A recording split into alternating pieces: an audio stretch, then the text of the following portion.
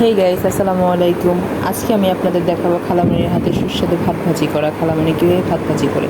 খালামণি প্রথমে দিয়ে দিল তেল, সাথে পেঁয়াজ কুচি, মরিচ কুচি ভালো করে ভেজে নিয়ে দিয়ে দিল চিংড়ি মাছ। চিংড়ি মাছটা ভালো করে ভেজে নেওয়ার পর খালামণি দিয়ে দিবে এখন হচ্ছে ম্যাগি সস।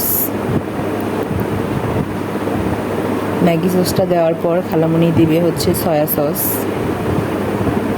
সয়া সসটা দেওয়ার পর খালামণি কিছুক্ষণ নেড়ে চেড়ে নিবে ভালো করে। এখন দিয়ে দিবে গোলমরিচের গুঁড়া, রসুন গুঁড়া, হলুদ গুঁড়া, তারপর ভালো করে নেড়ে চেড়ে নিবে।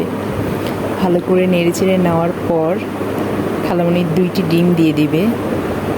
2টি ডিম দিয়ে দেওয়ার পর খুব ভালো করে নেড়ে চেড়ে নিতে হবে, যাতে ডিমের কোনো স্মেল না আসে।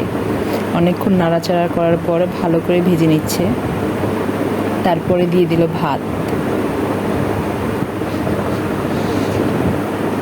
ভাত দেওয়ার পর ভাত ভাজিটা আরও সুস্বাদু করার জন্য এখন খালামণি দিয়ে দিবে হচ্ছে গোলমরিচের গুঁড়া আর সামান্য সয়া সস।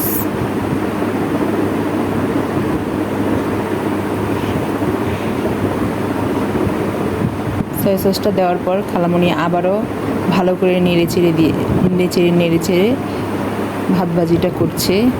এখন হয়ে গেল সুস্বাদু ভাত ভাজি। সবাইকে ধন্যবাদ। আসসালামু আলাইকুম। হলুদের